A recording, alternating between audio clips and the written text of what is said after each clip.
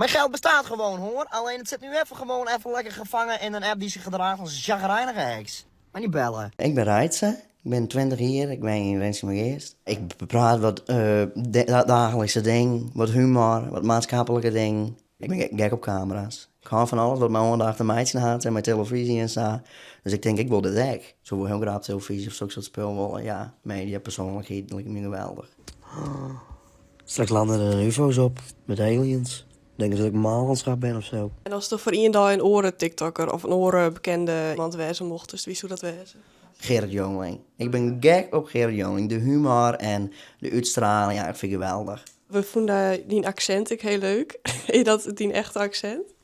Ik ben heel slecht in Nederlands. Ja, ik ken dat net. Ik bedoel, al je Friese woorden. Als ik het zelf weer waarom en jij dan denk ik, jeetje. Want zo in je eigen dan klinkt het dan het zo heel slecht. En dan juist het weer waarom. Ja, nee, dat is echt mijn echte boeraccent, ja. Wij hebben nu gewoon 15 kilometer gelopen voor een uitzicht. Echt, dan zeg je u tegen u. Damn! Ik zei gewoon alles. En dan kom ik heel veel dingen net op, ja? Van dingen die ze gewoon net zeiden. Dan zoek ik het nog eens een keer weer waarom, want het er op staat.